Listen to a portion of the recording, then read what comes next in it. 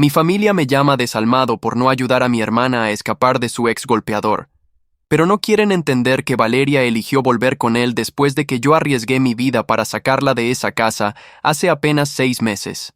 Estábamos en la cena de Navidad cuando mi madre dejó caer el tenedor contra el plato, con un sonido metálico que hizo que todos giraran la cabeza. «Eres un monstruo sin corazón».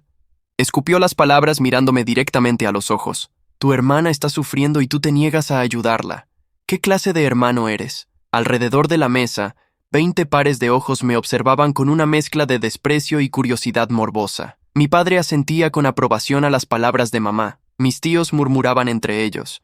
Mis primos grababan discretamente con sus teléfonos, probablemente para subirlo después a sus redes sociales. Lo que ninguno de ellos sabía es que yo tenía en mi poder pruebas irrefutables de algo que cambiaría por completo su perspectiva sobre quién era realmente la víctima en esta situación. Valeria, sentada al otro extremo de la mesa con un ojo morado estratégicamente visible, me lanzó una mirada que combinaba súplica y algo más oscuro, algo calculado que reconocí demasiado bien. Tomé un sorbo de vino. Dejé la copa sobre la mesa con calma deliberada y sonreí levemente. «Está bien», dije con una voz tan tranquila que sorprendió incluso a mi esposa Laura sentada a mi lado. «Si todos creen que soy un desalmado, dejemos que la verdad hable por sí misma. Soy Andrés Moretti, ingeniero civil de 32 años, y durante toda mi vida he sido el hijo responsable, el hermano protector, el que siempre arreglaba los desastres de los demás. Valeria, mi hermana menor por 4 años, aprendió desde temprana edad que las lágrimas y las historias dramáticas podían conseguirle cualquier cosa que quisiera de nuestra familia tóxica. Cuando tenía 16 años, acusó falsamente a su profesor de matemáticas de acoso solo porque la reprobó en un examen. Yo tenía 20 y fui el único que cuestionó su versión, ganándome el odio de toda la familia durante meses hasta que ella misma admitió la mentira. Pero para entonces el profesor ya había perdido su trabajo. Nadie se disculpó conmigo por haberme llamado traidor. Lo que ninguno de ellos sabía esa noche de Navidad es que esta vez yo tenía evidencia de una manipulación que superaba todas las anteriores, y cuando la revelara, mi hermana manipuladora perdería más que solo su reputación de víctima perfecta. La historia con Nicolás, el supuesto novio golpeador de Valeria, comenzó hace aproximadamente 1 año y medio. Ella nos lo presentó en un almuerzo familiar, describiéndolo como un empresario exitoso, dueño de una cadena de talleres mecánicos. Nicolás tenía 35 años, era educado aunque callado, y parecía genuinamente enamorado de mi hermana. Durante los primeros 8 meses, todo parecía ir bien. Valeria publicaba fotos constantemente en redes sociales, presumiendo restaurantes caros, viajes a la playa y regalos ostentosos. Mi madre estaba encantada de que finalmente su hija hubiera encontrado un hombre de bien con dinero. La primera llamada de auxilio llegó una madrugada de marzo.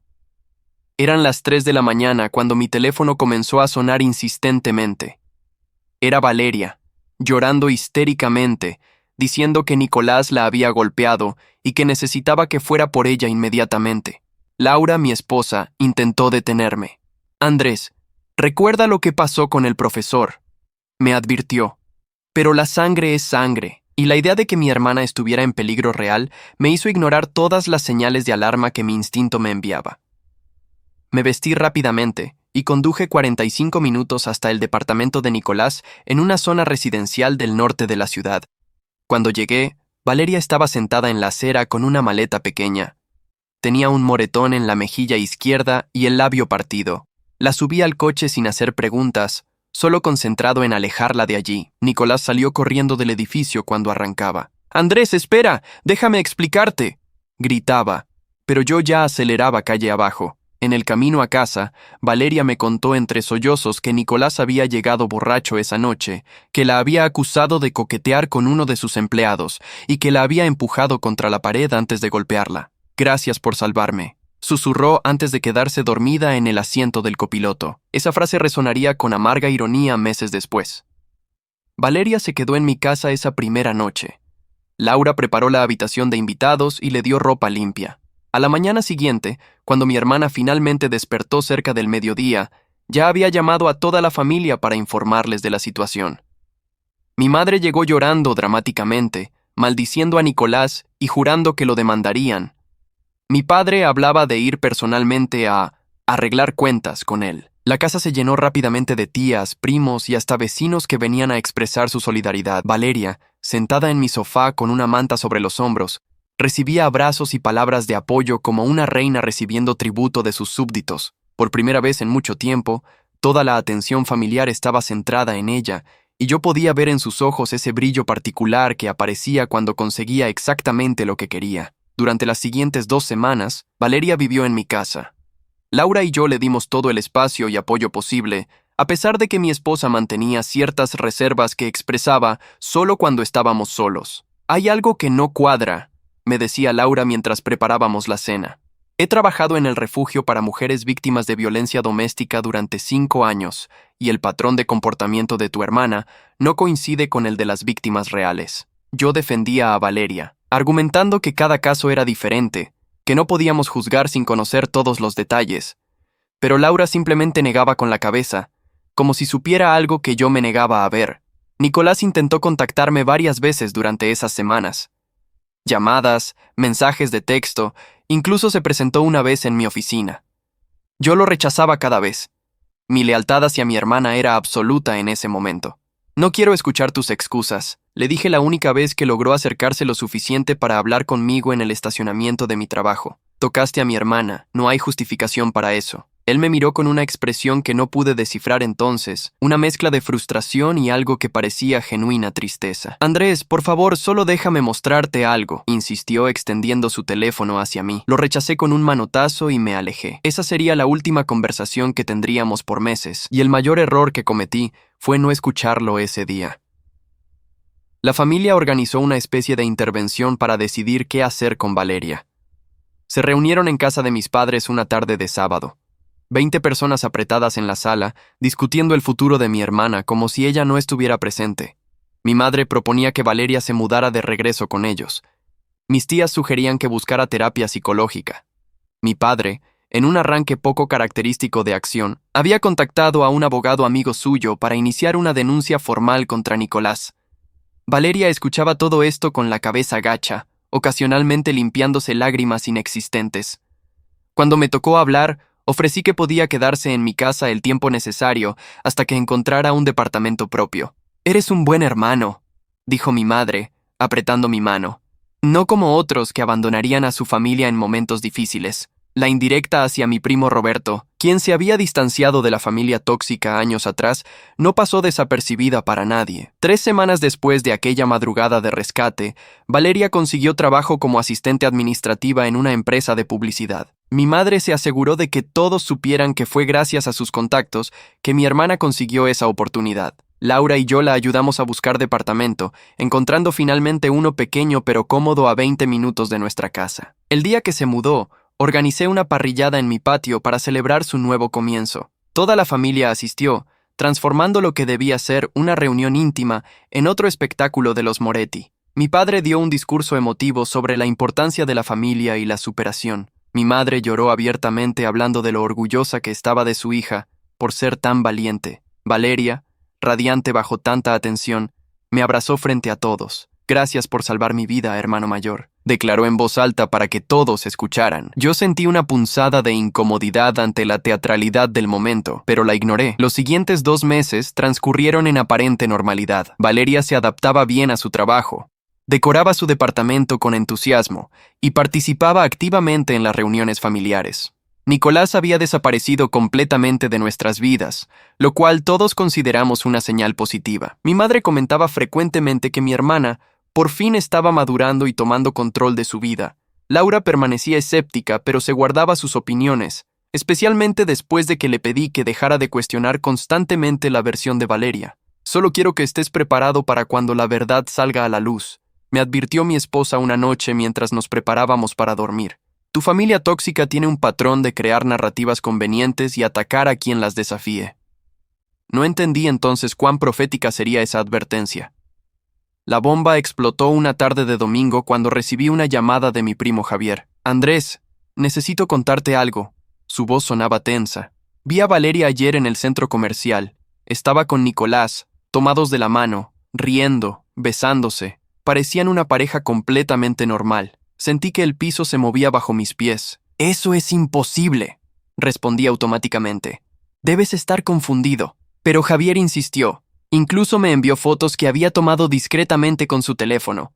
Ahí estaban, mi hermana manipuladora y su supuesto agresor, compartiendo un helado en una banca del centro comercial, sus dedos entrelazados, sus expresiones relajadas y felices. No había señales de miedo, tensión o trauma, solo una pareja ordinaria disfrutando una tarde juntos. Confronté a Valeria esa misma noche, presentándome sin avisar en su departamento con las fotos impresas en mi mano. Ella abrió la puerta con una expresión de sorpresa que rápidamente se transformó en ira defensiva cuando vio las fotografías. «Esto no es lo que parece», comenzó, pero yo ya estaba demasiado furioso para escuchar excusas. «Me hiciste arriesgar mi vida, mi matrimonio, mi relación con Laura, todo para rescatarte de un hombre que aparentemente nunca fue un peligro real». Mi voz subía de volumen con cada palabra. ¿Sabes cuántas veces Laura me advirtió? ¿Cuántas señales ignoré porque eres mi hermana? Valeria intentó tomar mi mano, sus ojos llenándose de lágrimas ensayadas. Nicolás cambió, explicó con voz temblorosa. Fue a terapia, me pidió perdón, prometió que nunca volvería a pasar. ¿Y los moretones?, pregunté, aunque parte de mí ya conocía la respuesta. Valeria desvió la mirada. Puede que haya exagerado un poco esa noche, admitió finalmente. Tuvimos una discusión fuerte. Yo le arrojé un vaso y él me empujó accidentalmente cuando intentaba esquivarlo. Me golpeé contra la mesa. No fue tan grave como lo hice parecer. La frialdad con la que confesaba esta manipulación me dejó sin palabras. ¿Y el labio partido?, insistí. Otro silencio incómodo. «Me lo mordí yo misma», susurró tan bajo que apenas la escuché. Necesitaba que pareciera más convincente, que ustedes entendieran la gravedad de la situación. La revelación me golpeó como un puñetazo en el estómago. Mi hermana había orquestado todo el drama, había manipulado a toda la familia, me había hecho cómplice de una mentira que podría haber destruido la vida de un hombre inocente. «Sal de mi casa», le dije con una calma que no sentía, «y no vuelvas a contactarme». Valeria intentó seguirme mientras me dirigía a la puerta, agarrando mi brazo, suplicando que entendiera. Necesitaba que Nicolás supiera que no podía darme por sentada, explicaba entre sollozos. Necesitaba que toda la familia viera cuánto me importaban a él. Necesitaba atención, necesitaba. La interrumpí girando bruscamente. Necesitaba sentirte el centro del universo una vez más. Terminé la frase por ella, sin importar a quién destruyeras en el proceso. Esa noche no pude dormir. Laura me abrazó en silencio, sin decir, «Te lo dije», aunque tenía todo el derecho. Mi mente reproducía una y otra vez cada momento de los últimos 3 meses, reexaminando cada detalle bajo esta nueva luz terrible. Los moretones estratégicamente ubicados donde serían más visibles. Las llamadas dramáticas, siempre en momentos donde habría máxima audiencia familiar. La forma en que Valeria había disfrutado cada segundo de atención durante su supuesta crisis.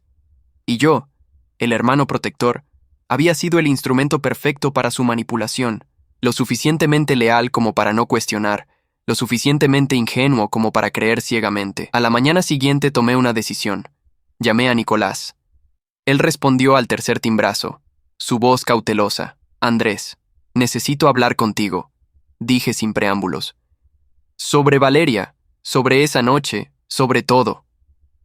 Hubo una pausa larga antes de que respondiera. «Está bien. ¿Dónde?» Quedamos de vernos en una cafetería neutral a media mañana. Cuando llegué, Nicolás ya estaba ahí, sentado en una mesa del fondo con 2 cafés. Se veía cansado, más delgado que la última vez que lo había visto, con nuevas arrugas alrededor de los ojos. «Gracias por aceptar escucharme», dijo cuando me senté frente a él. Durante la siguiente hora, Nicolás me contó su versión de los eventos, una narrativa completamente diferente a la que mi hermana había construido. Esa noche de marzo, él había llegado a casa después de una cena de negocios, sobrio y de buen humor. Valeria lo esperaba furiosa porque había visto en redes sociales que su exnovio acababa de comprometerse. Ella necesitaba provocar una reacción, explicó Nicolás con voz cansada. Empezó a gritarme, a acusarme de no amarla lo suficiente, de no darle una vida tan glamorosa como la que su ex podía ofrecer. Yo intenté calmarla. Sugerí que habláramos al día siguiente cuando estuviera más tranquila. Entonces Valeria escaló la situación deliberadamente. Se golpeó el labio contra la mesa del comedor.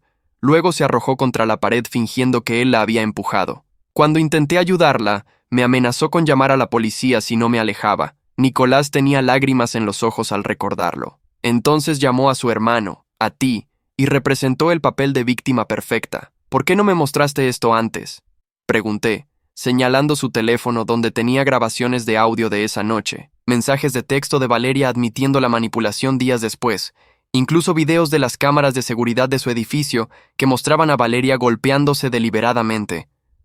Nicolás suspiró profundamente. Porque a pesar de todo, la amo, o amaba. Ya no estoy seguro. Explicó que después de que Valeria se fue con nuestra familia, él intentó contactarme múltiples veces para mostrarme la verdad, pero mi lealtad ciega hacia mi hermana lo impedía. Entonces Valeria regresó con él semanas después, llorando, prometiendo que había aprendido su lección, jurando que nunca volvería a manipular situaciones de esa manera. Fui un idiota, admitió Nicolás. Pensé que si le daba otra oportunidad, si le mostraba suficiente amor y paciencia, ella cambiaría. Pero mi hermana manipuladora no había cambiado en absoluto. Nicolás me mostró más evidencia acumulada durante los últimos 2 meses. Grabaciones donde Valeria admitía abiertamente que había exagerado los eventos de aquella noche. Mensajes de texto donde se jactaba con sus amigas sobre cómo había logrado que toda su familia la tratara como una reina.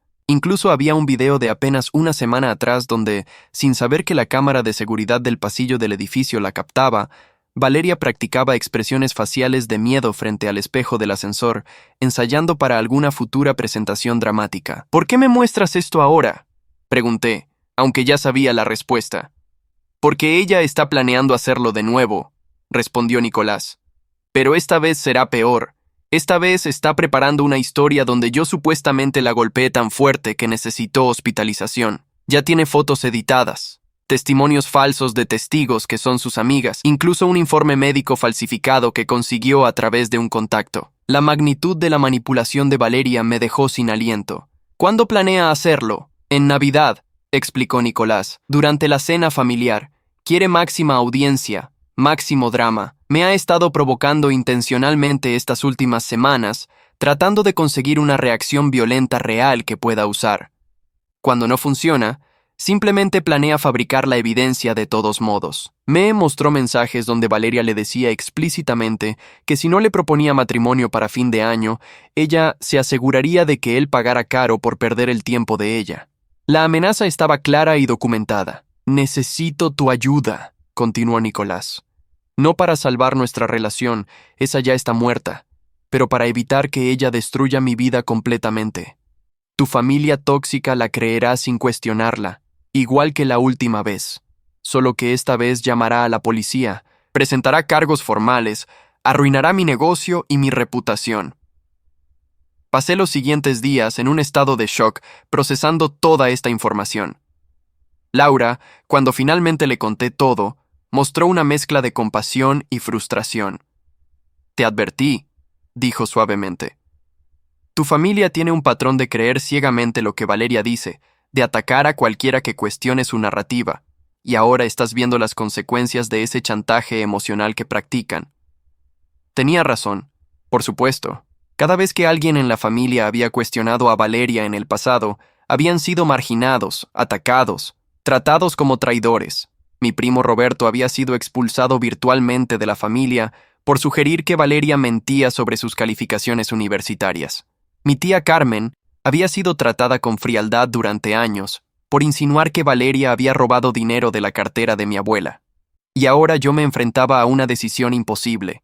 Podía exponerla, mostrarle a la familia toda la evidencia que Nicolás me había dado, y probablemente ser etiquetado como el hermano desalmado que atacaba a una víctima de violencia doméstica. O podía quedarme callado, permitir que Valeria ejecutara su plan y observar cómo destruía a un hombre inocente. Laura me planteó una tercera opción durante una de nuestras largas conversaciones nocturnas. Déjala hacer su movimiento, sugirió. Pero esta vez, documenta todo. Graba las conversaciones, guarda las evidencias, prepárate para revelar la verdad cuando ella lance su ataque. De esa forma, la familia tendrá que elegir entre la evidencia concreta y la historia de Valeria. Era arriesgado, requería que yo permitiera que la situación escalara casi hasta el punto de no retorno, pero también era la única forma de exponer definitivamente el patrón de manipulación de mi hermana de una manera que incluso mi familia tóxica no pudiera ignorar. Decidí seguir el plan de Laura, pero añadiendo mis propios elementos. Contacté a Nicolás y le pedí que me compartiera todas las evidencias que tenía, creando respaldos digitales de todo. Luego, durante las semanas previas a Navidad, comencé a documentar cada interacción con Valeria. Cuando me llamaba para quejarse de Nicolás, grababa las conversaciones con su conocimiento, diciéndole que era para ayudarla a construir un caso legal si lo necesitaba. Ella, confiada en que yo seguía siendo su aliado incondicional, hablaba libremente, a veces incluso admitiendo detalles de sus planes sin darse cuenta. Esta vez no solo lo dejaré, me confió durante una llamada. Me aseguraré de que pierda todo, sus negocios, su reputación, tal vez incluso vaya a prisión. La noche antes de Navidad recibí un mensaje de texto de Valeria. Mañana va a ser memorable, decía. Gracias por siempre estar de mi lado, hermano. Mañana entenderás por qué a veces hay que tomar medidas extremas para que los hombres aprendan a valorarnos. El mensaje me heló la sangre. Laura lo leyó por encima de mi hombro. Todavía puedes detenerla antes de que empiece, dijo mi esposa. Podrías llamarla ahora mismo, confrontarla con la evidencia que tienes. Consideré esa opción seriamente. Parte de mí quería evitar el espectáculo público que sabía que vendría. Pero otra parte, la parte que había sido manipulada y utilizada, que había visto cómo mi hermana destruía la vida del profesor años atrás, sin consecuencias reales, esa parte quería que ella enfrentara las consecuencias de sus acciones frente a todos. Y así llegamos a esa cena de Navidad. Yo llegué preparado con mi teléfono cargado, las grabaciones respaldadas en la nube, una carpeta digital con toda la evidencia lista para ser compartida. Laura apretó mi mano antes de entrar a casa de mis padres. Pase lo que pase esta noche, dijo, estaré a tu lado. Valeria ya estaba allí cuando llegamos, luciendo un vestido rojo festivo, su maquillaje perfecto excepto por ese ojo morado estratégicamente visible, que yo sabía con certeza que era artificial. Había aprendido de Laura cómo identificar moretones reales versus maquillados después de sus años trabajando en el refugio. Mi madre la tenía abrazada protectoramente, lanzándome miradas acusatorias desde el momento en que crucé la puerta. Me sorprende que hayas venido, dijo mi padre secamente. Después de cómo has tratado a tu hermana estas últimas semanas. La acusación de mi madre durante la cena no fue sorpresa. La habíamos anticipado. Lo que no esperaba era la vehemencia, el veneno puro en su voz cuando me llamó monstruo sin corazón. Valeria había preparado bien el terreno, aparentemente quejándose con cada miembro de la familia sobre mi supuesta frialdad, mi negativa a ayudarla a escapar una segunda vez de Nicolás. Cuando terminé de decir que dejaría que la verdad hablara por sí misma, mi hermana manipuladora se puso de pie dramáticamente. No tienes derecho a hablar de verdad, declaró, su voz quebrándose en el momento perfecto. Tú que me abandonaste cuando más te necesitaba. Tú que le creíste a mi agresor sobre tu propia hermana. Las lágrimas comenzaron a rodar por sus mejillas y reconocí la performance del video del ascensor, ejecutada a la perfección. Sigan comiendo, dije calmadamente sacando mi teléfono. Esto solo tomará unos minutos. Conecté el dispositivo a la televisión de mis padres, algo que había verificado que podía hacer durante mi última visita. Valeria palideció ligeramente, pero mantuvo su compostura, probablemente pensando que yo no tendría nada sustancial para mostrar. La primera evidencia que reproduje fue el video de las cámaras de seguridad de esa noche de marzo. 20 personas observaron en silencio mientras Valeria, en la pantalla, se golpeaba deliberadamente el labio contra la mesa del comedor. Luego se arrojaba contra la pared, todo mientras Nicolás intentaba detenerla desde una distancia segura, sus manos levantadas en gesto de rendición. «¡Eso está editado!», gritó Valeria inmediatamente. Él manipuló el video. Entonces reproduje las grabaciones de audio donde ella admitía la manipulación, sus propias palabras condenándola sin posibilidad de negación. El silencio que siguió fue tan denso que podía cortarse con cuchillo. Mi madre miraba la pantalla con expresión de horror creciente. Mi padre había dejado de comer, su tenedor suspendido a medio camino hacia su boca. Los tíos, primos y vecinos murmuraban entre ellos, algunos con expresiones de shock, otros de satisfacción morbosa ante el drama desplegándose. Hay más. Continué con voz firme, reproduciendo los mensajes de texto donde Valeria se jactaba de su actuación, el video del ascensor donde practicaba expresiones faciales, y finalmente, la prueba más condenatoria, su plan detallado para la gran revelación de Navidad que estaba a punto de ejecutar antes de que yo la expusiera. Cada pieza de evidencia era un clavo más en el ataúd de su narrativa cuidadosamente construida. Valeria intentó levantarse y salir corriendo, pero mi padre la detuvo con un gesto. «Siéntate», ordenó con una voz que no admitía discusión. «Terminemos de ver lo que tu hermano ha traído». Los últimos videos mostraban conversaciones entre Valeria y sus amigas, donde discutían abiertamente cómo estaba planeando destruir completamente a Nicolás durante la cena de Navidad, incluyendo llamar a la policía con un informe falso de agresión, mostrar fotos manipuladas de lesiones severas, e incluso había preparado testimonios escritos de supuestos testigos. Todo porque él no me propuso matrimonio cuando yo quería, admitía Valeria en una de las grabaciones riéndose con sus amigas. Pero después de esto, su negocio estará arruinado y tendrá que pagarme para que retire los cargos. Cuando las luces se encendieron nuevamente, cada persona en esa habitación miraba a Valeria con una mezcla de shock, repulsión y algo parecido al miedo. Mi hermana manipuladora, acorralada y expuesta, intentó una última jugada desesperada. Andrés me obligó a decir esas cosas.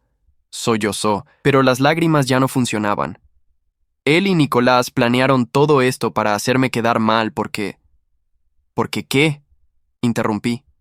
¿Porque finalmente alguien se negó a ser cómplice de tus mentiras? ¿Porque por una vez en tu vida tienes que enfrentar consecuencias reales?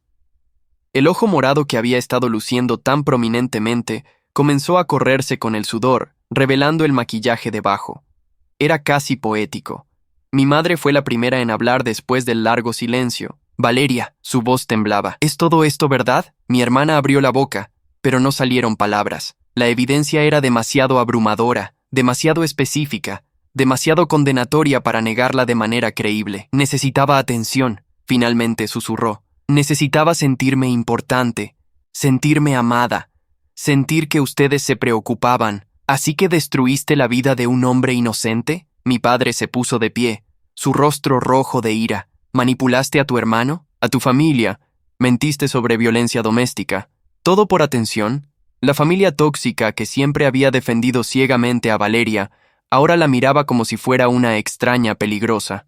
Lo que siguió fue un colapso total. Mis tías comenzaron a recordar en voz alta otros incidentes del pasado, donde Valeria había mentido o manipulado situaciones, pero todos habían preferido ignorarlos. Mi tío Ernesto mencionó dinero que había prestado a Valeria y nunca fue devuelto. Mi prima Ana confesó que Valeria había intentado seducir a su esposo años atrás, pero nadie le creyó cuando lo denunció. Una por una, las grietas en la fachada perfecta de mi hermana se convertían en cañones, revelando décadas de manipulación sistemática que toda la familia había elegido ignorar porque era más cómodo creer sus mentiras que enfrentar la realidad de quién era realmente. «Todos ustedes están contra mí». Valeria finalmente explotó, su máscara cayendo por completo. Siempre ha sido así. Siempre prefirieron a Andrés, el hijo perfecto, el ingeniero exitoso, el que nunca causa problemas. Yo solo quería que me vieran, que me valoraran tanto como a él. La verdad detrás de décadas de chantaje emocional finalmente salía a la luz.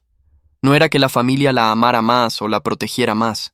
Era que ella había aprendido a manipular esa atención a través de crisis manufacturadas, obligándolos a elegir constantemente entre su versión de los eventos o ser etiquetados como traidores familiares. Y durante años, todos habían elegido el camino más fácil de creerle ciegamente. Mi madre se hundió en su silla, las lágrimas rodando silenciosamente por su rostro. «¿Qué hicimos mal?», preguntó a nadie en particular. «¿Cómo criamos a alguien capaz de esto?». Pero yo conocía la respuesta. Habían criado a Valeria en un ambiente donde las consecuencias nunca llegaban, donde las lágrimas y el drama siempre conseguían lo que quería, donde cualquiera que cuestionara su narrativa era castigado con ostracismo familiar. Habían creado un monstruo, alimentándolo constantemente, y ahora finalmente veían lo que habían estado nutriendo todos estos años. Laura apretó mi mano bajo la mesa, un recordatorio silencioso de que no estaba solo en esto. Valeria se puso de pie bruscamente, tirando su silla hacia atrás con un estruendo.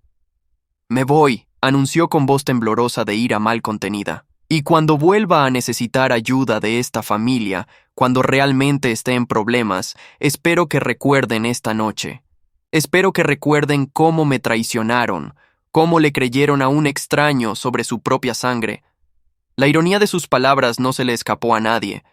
Ella era quien había traicionado la confianza familiar repetidamente, quien había usado los lazos de sangre como arma para manipular y controlar. «Nadie te está traicionando», dije calmadamente.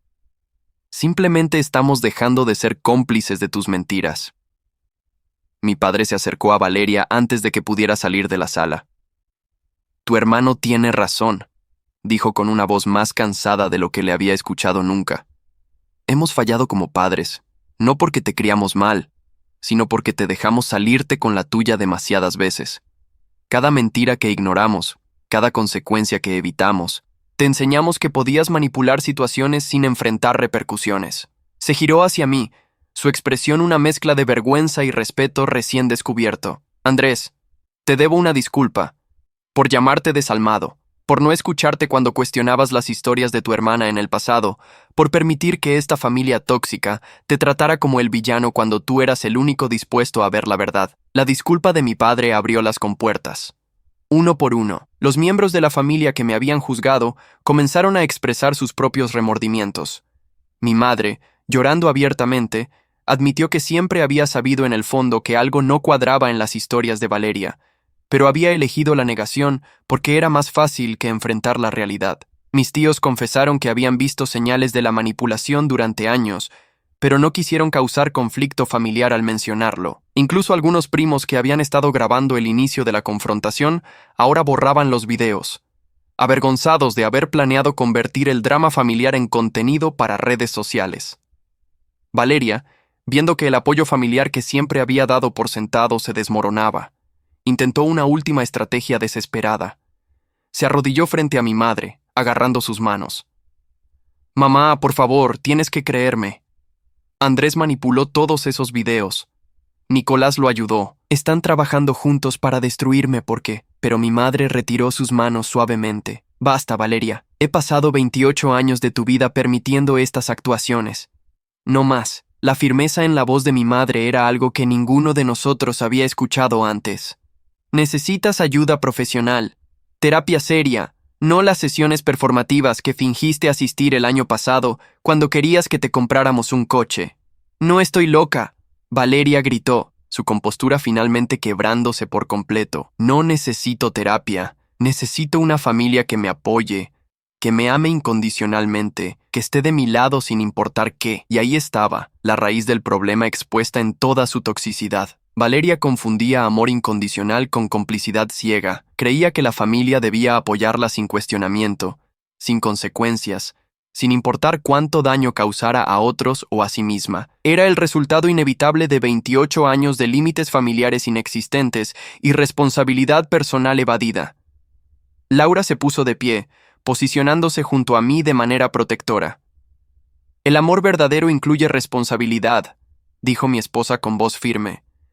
«Incluye decir la verdad incluso cuando duele, establecer límites cuando el comportamiento es destructivo, y permitir que las personas enfrenten las consecuencias de sus acciones para que puedan crecer». Mi hermana manipuladora miró a Laura con un odio puro que nunca había visto en sus ojos antes. «Tú», escupió la palabra como veneno, «tú lo envenenaste contra mí. Siempre me odiaste, siempre trataste de alejar a Andrés de su familia. Esto es tu culpa». Era la acusación predecible, el intento de desviar la responsabilidad hacia otra persona, cualquier persona excepto ella misma. Pero esta vez, nadie le siguió el juego. «Laura fue la única persona en esta familia con el coraje de cuestionar tus historias desde el principio», intervine. «Ella trabajó durante años con víctimas reales de violencia doméstica y reconoció inmediatamente que tu comportamiento no coincidía con el de alguien traumatizado. Intenté ignorarla, priorizar la lealtad familiar sobre la lógica, y casi terminó costándome mi matrimonio». La habitación se llenó de murmullos mientras los miembros de la familia procesaban esta información. Varios recordaban cómo Laura había intentado plantear dudas educadamente en conversaciones pasadas, solo para ser silenciada o ignorada. Mi tía Patricia admitió en voz alta que Laura le había confiado sus preocupaciones sobre el patrón de comportamiento de Valeria meses atrás, pero ella eligió no hacer nada al respecto por miedo a ser excluida de las reuniones familiares. El chantaje emocional que Valeria ejercía no era solo sobre mí, era una red que había tejido alrededor de toda la familia, manteniendo a todos en línea a través del miedo al ostracismo si alguien se atrevía a cuestionar la narrativa oficial. Valeria finalmente se levantó del suelo, su vestido rojo ahora arrugado, el maquillaje corrido revelando completamente que el moretón era falso. «Esto no termina aquí», amenazó. Su voz baja pero cargada de veneno. «Ustedes van a arrepentirse de haberme traicionado. Toda la familia va a pagar por esto». Era una amenaza vacía de alguien que acababa de perder todo su poder, pero el tono era suficientemente perturbador que varios primos intercambiaron miradas nerviosas. «Si intentas cualquier tipo de venganza», dije con voz clara para que todos escucharan, «toda esta evidencia va directamente a la policía. Planear falsamente acusar a alguien de violencia doméstica es un delito serio. Fabricar evidencia es un delito. Conspirar para destruir la reputación y el negocio de alguien a través de acusaciones falsas puede resultar en cargos criminales y civiles». La amenaza legal aterrizó como una bomba. Valeria palideció visiblemente, finalmente comprendiendo que esta vez las consecuencias serían reales e ineludibles. Mi padre asintió con aprobación. «Andrés tiene razón. Y si intentas cualquier represalia contra tu hermano, contra Nicolás o contra cualquier miembro de esta familia, yo personalmente me aseguraré de que enfrentes el peso completo de la ley». Era la primera vez que veía a mi padre tomar una postura tan firme contra Valeria y marcaba un cambio fundamental en la dinámica familiar.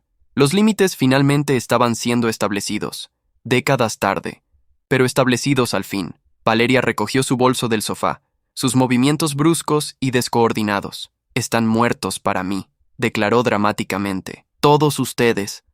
No vuelvan a buscarme, no vuelvan a llamarme. No existo para esta familia tóxica». Caminó hacia la puerta, pero mi madre la detuvo con una última pregunta. «¿Alguna vez amaste a Nicolás? ¿O solo era otra herramienta para conseguir atención?». Valeria se giró, y por un momento su máscara cayó completamente, revelando algo frío y calculador debajo. Él tenía dinero, estatus, me hacía ver bien en redes sociales. ¿Eso cuenta como amor? La frialdad casual de su respuesta heló la sangre de todos en la habitación. No había remordimiento, no había comprensión del daño causado, solo un reconocimiento pragmático de que había usado a otra persona como accesorio para su imagen. Después de que Valeria salió dando un portazo, la familia se quedó en silencio por varios minutos. Finalmente, mi primo Javier, quien había sido el primero en alertarme sobre Valeria y Nicolás juntos, habló. «Necesitamos hablar sobre cómo llegamos aquí, sobre por qué todos elegimos ignorar las señales durante tanto tiempo». Lo que siguió fue una conversación familiar dolorosa pero necesaria sobre los patrones de comportamiento tóxico que habían sido normalizados durante generaciones. Mi abuela, quien hasta ese momento había permanecido callada en su silla, finalmente habló con una voz frágil pero firme. «Esto es mi culpa también. Crié a su madre para evitar conflictos a toda costa, para mantener la paz familiar, incluso cuando significaba ignorar problemas obvios. Y ella les enseñó lo mismo». La admisión de mi abuela abrió una discusión más profunda sobre cómo el chantaje emocional y la lealtad ciega se habían convertido en valores familiares fundamentales, transmitidos de generación en generación. Mi tío Ricardo confesó que él mismo había sido víctima del mismo patrón años atrás cuando su esposa lo engañó, pero la familia lo presionó para perdonar y olvidar por el bien de los niños, resultando en años de matrimonio miserable antes del inevitable divorcio. Mi tía Beatriz recordó cómo había sido criticada severamente por divorciarse de un esposo abusivo, porque la familia no se rinde en los matrimonios. Los ejemplos continuaron acumulándose, pintando una imagen clara de décadas de priorizar la apariencia de armonía familiar sobre el bienestar real de sus miembros. Laura, quien había permanecido mayormente callada después de su confrontación con Valeria, finalmente compartió su perspectiva profesional. «Trabajando en el refugio, he visto familias tóxicas que operan exactamente así. Protegen al miembro problemático a toda costa, atacan a quien señala el comportamiento destructivo y perpetúan ciclos de abuso emocional a través de generaciones porque, Así son las cosas. Romper ese ciclo requiere que alguien esté dispuesto a ser visto como el villano temporalmente para establecer límites necesarios. Miró directamente a mis padres. Andrés ha hecho el trabajo difícil esta noche. Les ha dado la oportunidad de cambiar el patrón. La pregunta es si están dispuestos a mantener estos nuevos límites, incluso cuando Valeria intente regresar eventualmente. Porque lo intentará. Mi madre asintió lentamente, limpiándose los ojos. Tienes razón. Y la respuesta es sí. No más excusas, no más mirar hacia otro lado, no más permitir que el chantaje emocional dicte nuestras decisiones. Se giró hacia mí con una expresión de determinación mezclada con arrepentimiento. Andrés, sé que hemos fallado como padres en muchos sentidos. Te pusimos en una posición imposible durante años, esperando que fueras responsable mientras simultáneamente permitíamos que Valeria evadiera toda consecuencia. Te llamamos desalmado cuando en realidad eras el único con el coraje de establecer límites saludables. ¿Puedes perdonarnos? La pregunta flotó en el aire cargada de peso emocional. Miré a mis padres, viendo realmente por primera vez en años más allá de los roles que habían ocupado en mi vida. Eran personas imperfectas que habían cometido errores graves en la crianza de sus hijos, pero al menos ahora estaban dispuestos a reconocerlo y cambiar. El perdón es un proceso, dije finalmente. No sucede en una noche, especialmente después de décadas de patrones problemáticos. Pero aprecio que estén dispuestos a reconocer el problema y comprometerse al cambio. Ese es el primer paso. Laura apretó mi mano en apoyo silencioso. Su presencia un recordatorio de que sin importar lo que pasara con mi familia de origen, yo tenía mi propia familia construida en amor genuino y respeto mutuo. Mi padre se acercó. Algo inusual dado su típica reserva emocional. Quiero que sepas que estoy orgulloso de ti. No solo por tu éxito profesional o tu estabilidad, sino por tu integridad. Por mantener tus principios incluso cuando significaba ir contra toda la familia. Eso requiere un tipo de fortaleza que yo nunca tuve. Extendió su mano, y después de un momento de duda, la estreché. No era una reconciliación completa, pero era un comienzo. El apretón de manos se convirtió en un abrazo torpe pero genuino, el primero que recordaba haber compartido con mi padre en años. Alrededor de nosotros, otros miembros de la familia comenzaron a expresar sus propios remordimientos y compromisos de hacer mejor las cosas. La cena de Navidad, aunque dramáticamente diferente de cómo cualquiera la había imaginado, continuó eventualmente. Pero la dinámica había cambiado fundamentalmente. Las conversaciones eran más honestas, menos performativas. Cuando alguien intentaba caer en viejos patrones de chisme o crítica, otro miembro de la familia gentilmente lo señalaba. No era perfecto. Décadas de comportamiento no se borran en una noche.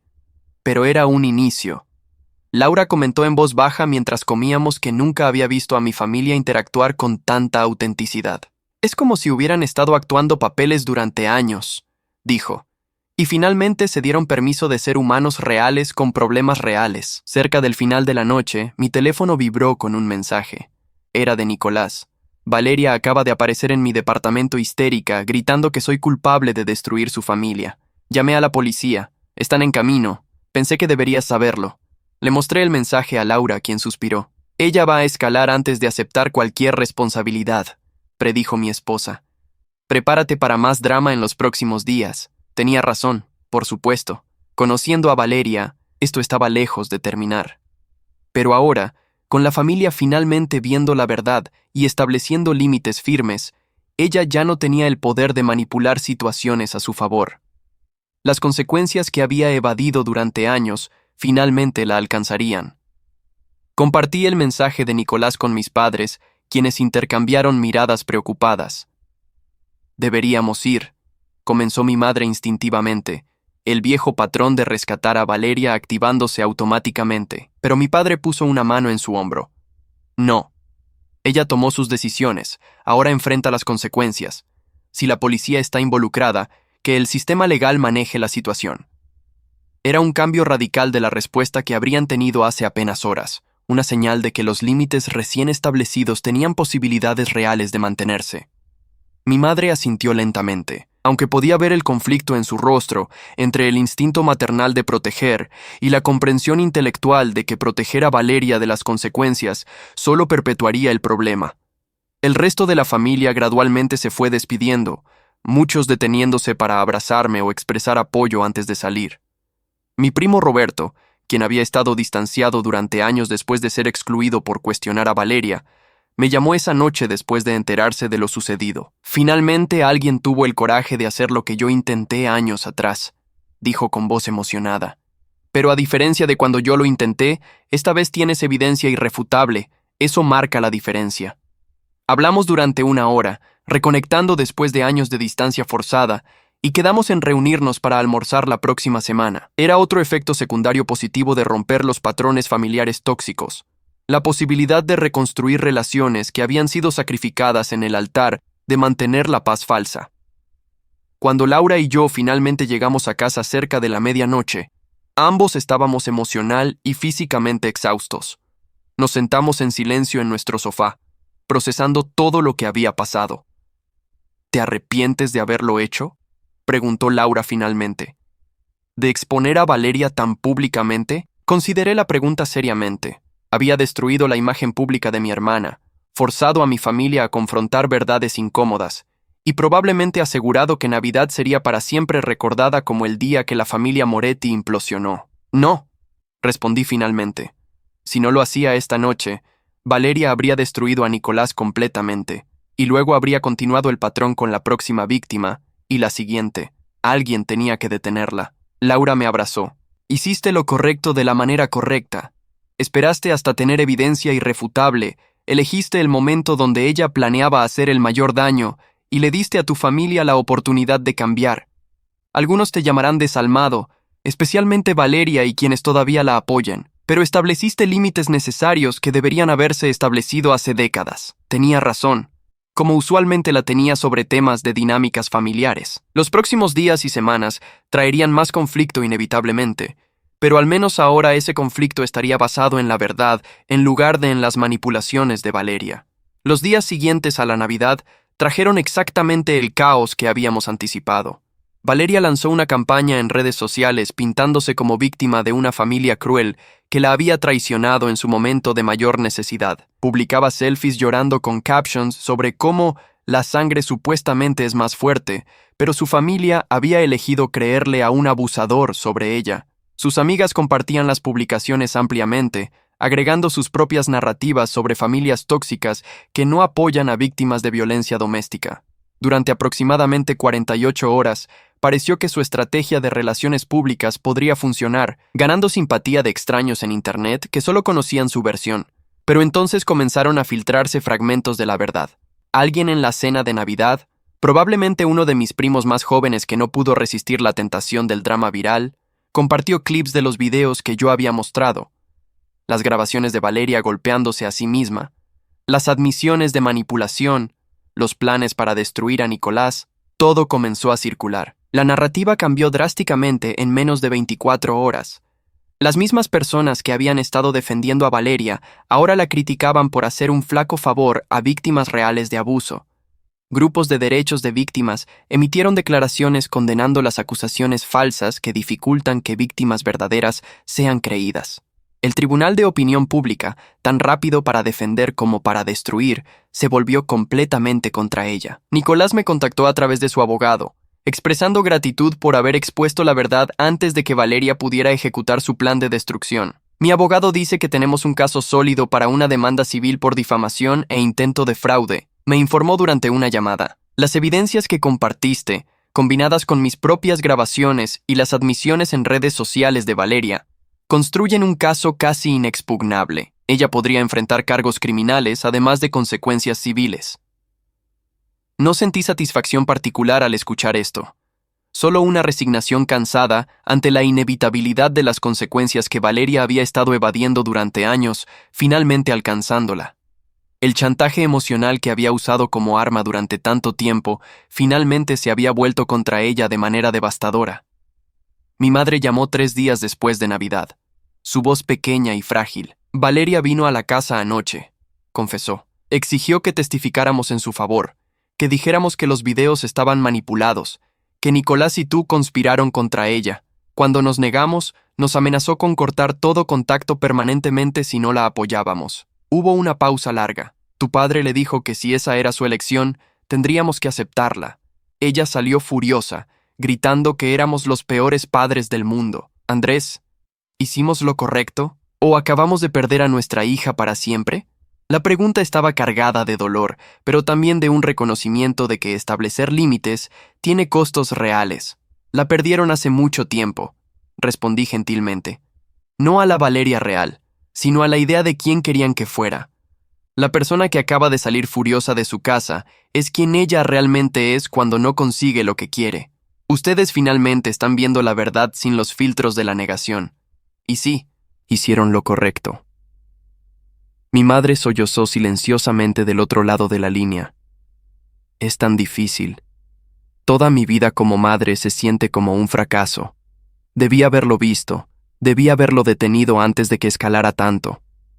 El pasado no se puede cambiar, le recordé, pero el futuro sí. Valeria puede elegir buscar ayuda real, hacer el trabajo de cambiar, asumir responsabilidad, o puede continuar este camino destructivo, pero esa es su elección, no la de ustedes. La familia extendida también estaba procesando las revelaciones de maneras diversas. Mi tía Patricia organizó una reunión familiar sin Valeria para discutir cómo manejar situaciones similares en el futuro. Necesitamos establecer nuevas normas familiares, explicó.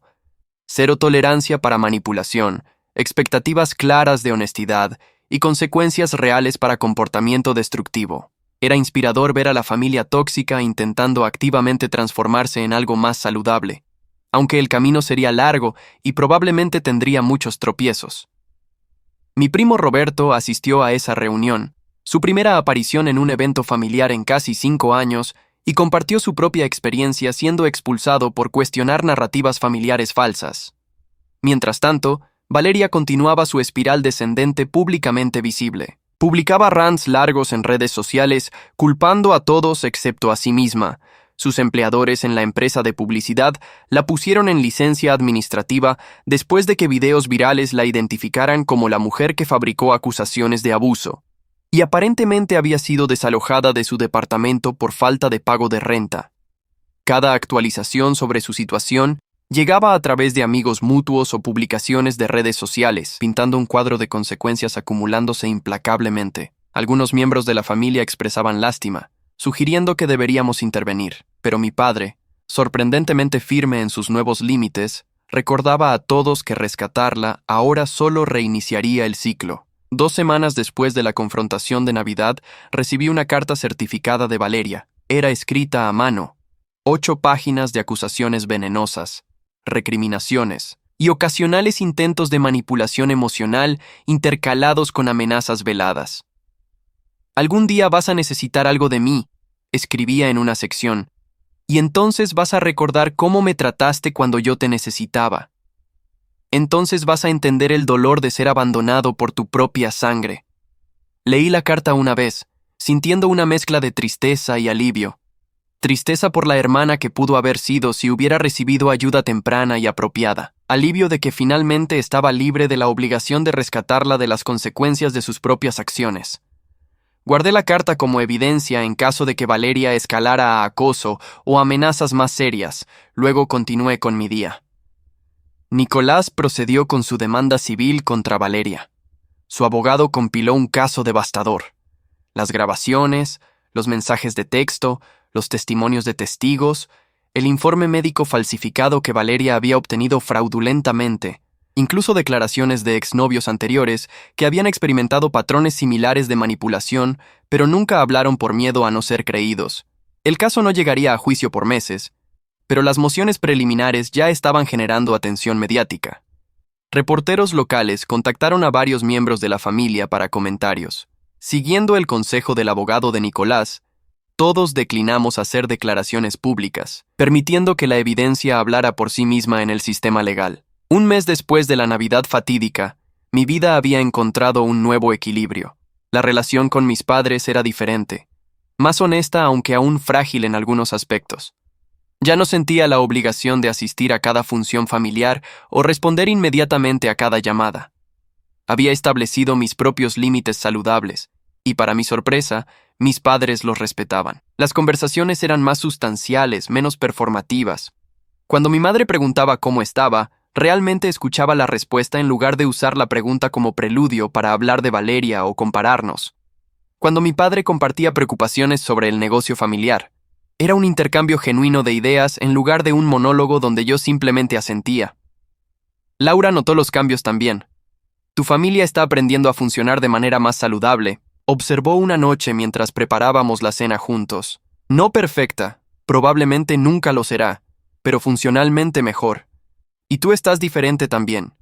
Más ligero, como si finalmente hubieras dejado caer una carga que llevabas desde la infancia. Tenía razón, la obligación de ser el hijo perfecto, el hermano rescatador, el que mantenía la paz familiar a cualquier costo. Todo eso se había evaporado esa noche de Navidad. Ahora podía simplemente ser Andrés, con mis propias necesidades y límites, sin disculpas. Era liberador de formas que no había anticipado. Mi primo Roberto y yo nos habíamos vuelto cercanos después de nuestra reconexión. Almorzábamos semanalmente, compartiendo experiencias sobre navegar la familia Moretti con límites saludables. Estuve solo en esto durante años, me confió, siendo el villano, el egoísta, el que abandonó a la familia. Pero ahora finalmente hay otros que entienden que establecer límites no es traición, es supervivencia. A través de Roberto, conocí a otros miembros familiares que habían sido marginados por cuestionar narrativas oficiales. Mi prima Teresa, quien fue expulsada por divorciarse de un esposo infiel. Mi tío Fernando, quien cortó contacto después de que lo presionaran a prestar dinero que nunca podría recuperar. Cada uno tenía su propia historia de chantaje emocional familiar, y cada uno estaba reconstruyendo lentamente su relación con los miembros familiares dispuestos a cambiar. La transformación familiar no era universal. Algunos tíos y primos mantenían que yo había sido demasiado duro con Valeria, que los problemas familiares deberían manejarse en privado, que lavar ropa sucia en público era inaceptable sin importar las circunstancias. Estos miembros gradualmente se distanciaron, eligiendo lealtad a los viejos patrones sobre la incomodidad del cambio. Curiosamente, esto también fue liberador. La familia se estaba autoseleccionando, separando a quienes genuinamente querían relaciones saludables de quienes preferían la disfunción familiar porque les resultaba más cómoda o ventajosa. El número de personas en reuniones familiares disminuyó, pero la calidad de las interacciones mejoró dramáticamente. 3 meses después de aquella Navidad, Valeria finalmente tocó fondo de una manera que nadie había anticipado. Fue arrestada por intentar presentar una denuncia falsa contra otro hombre, un compañero de trabajo con quien había tenido un breve romance que terminó cuando él descubrió su patrón de mentiras. Esta vez, sin el respaldo familiar automático, sin la red de seguridad de personas dispuestas a creer ciegamente su versión, el sistema legal la procesó con la seriedad que sus acciones merecían. Mi madre recibió la llamada de la estación de policía, Valeria usando su única llamada para pedir que pagaran su fianza. Le dije que no, me contó mi madre más tarde, su voz quebrándose. Fue lo más difícil que he hecho en mi vida, escuchar a mi hija suplicar ayuda y decir no, pero tu padre y yo sabemos que rescatarla ahora solo perpetuaría el problema. El caso contra Valeria por la denuncia falsa avanzaba en paralelo con la demanda civil de Nicolás. Su abogado defensor, un profesional sobrecargado de la Defensoría Pública, intentó negociar acuerdos de culpabilidad, pero Valeria se negaba consistentemente a admitir culpa. «Soy la víctima aquí», insistía según reportes de su abogado frustrado. «Todos conspiran contra mí. Mi propia familia me traicionó». La incapacidad de aceptar responsabilidad, incluso cuando enfrentaba consecuencias legales severas, era casi impresionante en su consistencia. Era como observar a alguien ahogándose mientras se negaba a agarrar el salvavidas porque hacerlo requeriría admitir que necesitaba ayuda. Durante este tiempo, mi terapeuta, el doctor Hernández, a quien había comenzado a ver después de la confrontación navideña, me ayudó a procesar las emociones complejas sobre la situación de Valeria. «Es normal sentir culpa», explicaba durante una sesión. «Incluso cuando sabes intelectualmente que hiciste lo correcto, la programación emocional de décadas de familia tóxica te dice que deberías rescatar, que deberías proteger, que eres responsable por el bienestar de tu hermana.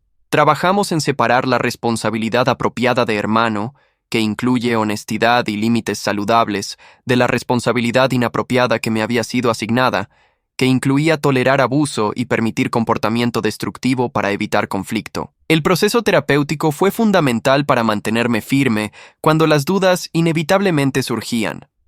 Laura también se benefició de estas sesiones.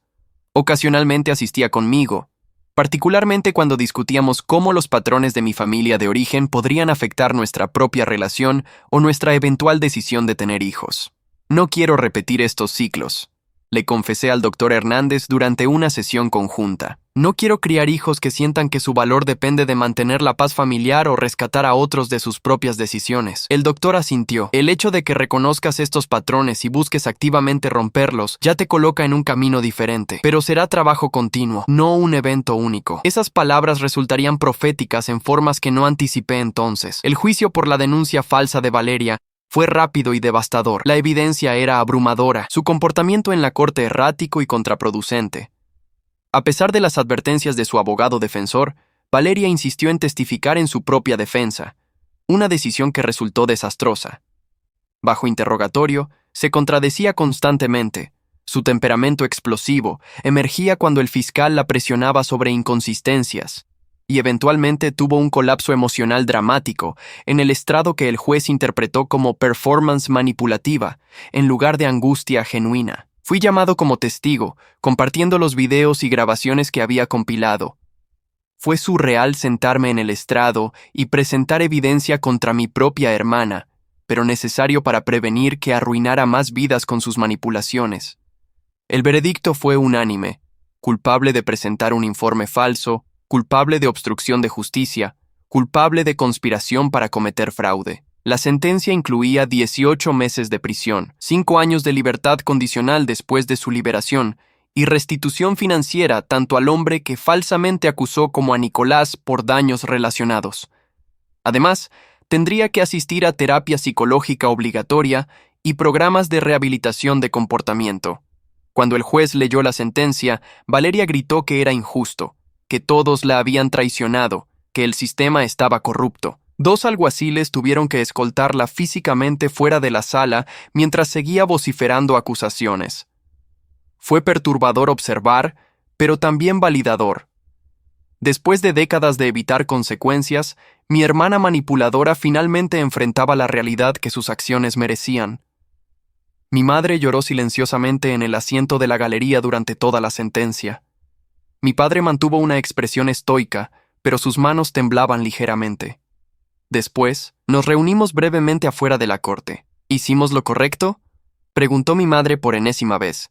Dejar que el proceso legal siguiera su curso sin intervenir, sin contratar abogados caros para defenderla, sin pagar fianzas. Sí, respondí con convicción. Por primera vez en su vida, Valeria está enfrentando consecuencias proporcionales a sus acciones. Es doloroso observar, pero era necesario. Tal vez, solo tal vez, estos 18 meses le darán la oportunidad de hacer trabajo real de rehabilitación. Mi padre asintió lentamente. Esperemos que así sea. Pero si no, al menos la sociedad está protegida de ella mientras tanto. Los meses siguientes trajeron una paz inesperada a la familia Moretti. Sin el drama constante de Valeria, sin las crisis manufacturadas que demandaban atención y energía emocional, la familia pudo enfocarse en reconstruir relaciones sobre bases más saludables. Mi madre comenzó su propia terapia, trabajando a través de décadas de culpa maternal y patrones de crianza problemáticos. Mi padre, sorprendentemente, también aceptó asistir a sesiones de consejería matrimonial con mi madre, abordando cómo su propia crianza en una familia autoritaria había contribuido a la dinámica disfuncional. Nunca es demasiado tarde para cambiar, comentó durante una cena familiar, aunque a veces desearía haberlo entendido 30 años antes. La demanda civil de Nicolás contra Valeria se resolvió en su favor, con un juicio que resultó en un veredicto sustancial por daños. Por supuesto, Valeria no tenía activos significativos para pagar, pero el veredicto legal establecía un precedente importante y servía como advertencia para otros que consideraran fabricar acusaciones similares. Nicolás usó parte del dinero eventualmente recuperado a través del embargo de salarios futuros de Valeria para establecer una fundación pequeña que apoyaba a víctimas reales de violencia doméstica y también a hombres falsamente acusados, reconociendo que ambos grupos necesitaban recursos y apoyo. Él y yo desarrollamos una amistad improbable, nacida de circunstancias extraordinarias. Gracias por creerme cuando nadie más lo hacía, me dijo durante un almuerzo meses después del juicio. Gracias por tener el coraje de exponer la verdad. En cuanto a Valeria, los reportes desde prisión eran mixtos. Inicialmente se negaba a participar en la terapia obligatoria, resultando en pérdida de privilegios y tiempo agregado a su sentencia. Pero después de 6 meses, según informes de su consejera, comenzó a mostrar señales de participación genuina, aunque mínima. Su terapeuta dice que está empezando a reconocer algunos patrones de comportamiento problemáticos, me informó mi madre después de una de sus visitas mensuales a la prisión. No es una transformación completa, pero es más de lo que había mostrado antes. Yo mantenía un escepticismo saludable. Valeria había demostrado durante años una capacidad extraordinaria para manipular incluso a profesionales de salud mental, pero albergaba una pequeña esperanza de que tal vez, finalmente, ella pudiera hacer el trabajo necesario para cambiar. 9 meses después de aquella Navidad transformadora, Laura y yo recibimos noticias que cambiarían nuestras vidas nuevamente. Estábamos esperando un bebé. La noticia trajo alegría inmensa mezclada con ansiedad sobre cómo navegar la paternidad, dado mi historial familiar complejo. Mi primera llamada después de contarle a Laura fue al doctor Hernández. Necesito asegurarme de que no repito los patrones de mi familia, le dije con urgencia. Necesito garantizar que este niño crezca en un ambiente emocionalmente saludable. El doctor me recordó que la conciencia era el primer paso, y que ya había demostrado capacidad de establecer límites y romper ciclos disfuncionales. Pero será trabajo continuo, advirtió. La paternidad sacará a la superficie todos los patrones aprendidos de tu propia infancia. Estar preparado para eso es medio camino hacia manejarlo bien. Cuando compartimos las noticias con mi familia, la reacción fue cálida pero también sobria.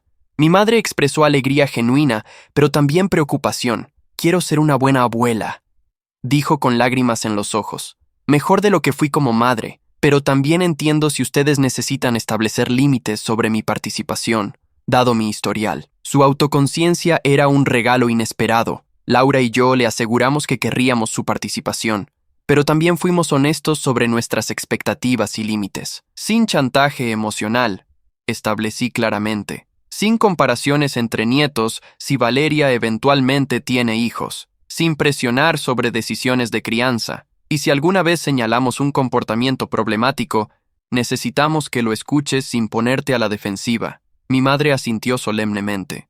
Lo entiendo, y acepto esas condiciones. Mi padre, en una muestra poco característica de vulnerabilidad emocional, compartió sus propios temores. Fallé como padre en muchos sentidos, admitió. Permití que el favoritismo floreciera, ignoré señales de problemas, prioricé la apariencia de armonía familiar sobre el bienestar real de mis hijos. Quiero hacer mejor como abuelo, pero también entiendo si no confían en mí inmediatamente. Era la conversación más honesta que había tenido con mi padre en mis 32 años de vida. Le agradecí su honestidad y le aseguré que tendría oportunidad de ser un abuelo involucrado, siempre que mantuviera los límites que estableceríamos. La conversación estableció un tono completamente diferente para cómo funcionaría nuestra familia en adelante, basada en honestidad mutua y respeto por límites en lugar de obligación ciega y lealtad tóxica. 6 meses después, cuando nuestra hija Emma nació, la diferencia en la dinámica familiar era notable. Mis padres visitaban regularmente, pero respetaban nuestros horarios y decisiones de crianza. Cuando mi madre ocasionalmente comenzaba a caer en patrones viejos de crítica o comparación, mi padre gentilmente la redirigía. La familia extendida celebraba a Emma sin el drama performativo que había caracterizado eventos anteriores. Y significativamente, nadie mencionaba a Valeria durante estas reuniones, a menos que mi madre compartiera actualizaciones específicas sobre su progreso en prisión. Era como si la familia colectivamente hubiera decidido que la celebración de nueva vida no sería contaminada por el dolor del pasado. Valeria eventualmente escribió una carta desde prisión, dirigida a mí, pero también a mis padres y otros miembros de la familia. Era diferente de su correspondencia anterior, menos acusatoria, aunque todavía contenía elementos de autojustificación. Estoy empezando a entender cuánto daño causé, escribía. La terapia aquí me está ayudando a ver patrones que no reconocí antes. No espero perdón, y entiendo que probablemente nunca recuperaré la confianza familiar. Pero quiero que sepan que estoy tratando de hacer el trabajo de cambiar, de ser diferente. Leí la carta con emociones complejas, una mezcla de esperanza cautelosa y escepticismo ganado duramente.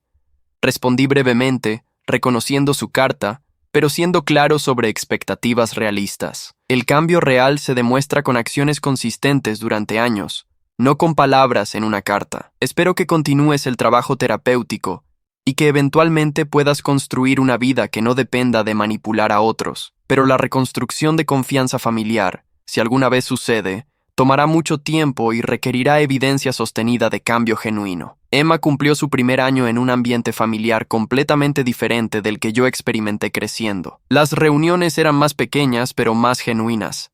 Los conflictos se abordaban directamente en lugar de ser enterrados bajo capas de negación. Cuando mi madre ocasionalmente sugería que deberíamos perdonar y olvidar con Valeria, mi padre gentilmente le recordaba las lecciones aprendidas. El perdón puede eventualmente ser apropiado, decía, pero nunca el olvido. Recordar los patrones pasados es lo que nos protege de repetirlos. Era un cambio filosófico fundamental de la familia tóxica que había sido, hacia algo más funcional aunque imperfecto. Valeria fue liberada después de cumplir 16 meses de su sentencia de 18 meses, 2 meses reducidos por buen comportamiento. Su libertad condicional incluía condiciones estrictas, terapia continua, prohibición de contacto con Nicolás y el otro hombre que falsamente acusó, residencia aprobada y empleo estable. Mis padres le permitieron vivir temporalmente en una pequeña casa de huéspedes en su propiedad, pero con límites claros establecidos. «Tienes 6 meses para encontrar trabajo y vivienda independiente», le informó mi padre. «Ayudaremos con lo básico, pero no subsidiaremos un estilo de vida. Y si hay cualquier señal de manipulación o comportamiento problemático, tendrás que irte inmediatamente». Valeria, aparentemente comprendiendo que esta era su última oportunidad, aceptó las condiciones sin drama. Los primeros meses después de su liberación fueron tensos. Valeria asistía religiosamente a sus sesiones de terapia y reuniones de libertad condicional. Encontró trabajo en un almacén. Nada glamoroso, pero honesto. Mantenía un perfil bajo en redes sociales, consciente de que su historial online permanecía accesible para cualquiera que buscara su nombre. Cuando expresó interés en conocer a su sobrina Emma, Laura y yo discutimos extensamente antes de responder. «Ella puede visitarte en casa de mamá y papá cuando estemos allí», establecí finalmente. «Encuentros supervisados solamente, y si percibimos cualquier manipulación o comportamiento inapropiado, terminaremos el contacto inmediatamente». Valeria aceptó sin protestar, otra señal de posible cambio genuino aunque permanecíamos cautelosamente escépticos. El primer encuentro entre Valeria y Emma fue sorprendentemente sin drama. Valeria sostuvo a su sobrina brevemente. Comentó sobre su parecido con fotos mías de bebé, y luego se apartó cuando Emma comenzó a inquietarse. No intentó acaparar atención, no creó un momento dramático, simplemente existió quietamente al margen de la reunión familiar. «Es extraño verla así», comentó Laura más tarde. «Tan contenida, casi invisible, completamente opuesto a cómo operaba antes». Ay, yo concordaba, pero también me preguntaba cuánto de esto era cambio genuino versus una estrategia más sofisticada de manipulación. Solo el tiempo lo diría. 2 años después de aquella Navidad que cambió todo, mi familia había evolucionado de maneras que nunca habría imaginado posibles. Mis padres eran abuelos involucrados pero respetuosos, genuinamente disfrutando de Emma sin los patrones de favoritismo que habían caracterizado su crianza de Valeria y yo. Mi relación con ellos era adulta y honesta, basada en respeto mutuo en lugar de obligación unilateral. Roberto y otros miembros previamente marginados se habían reintegrado a la familia, creando una red de apoyo más amplia y saludable. Y Valeria, aunque todavía en la periferia, mostraba señales tentativas de cambio genuino, manteniendo empleo estable, viviendo independientemente y participando en terapia sin el drama performativo que había caracterizado intentos anteriores. No era un final perfecto de cuento de hadas.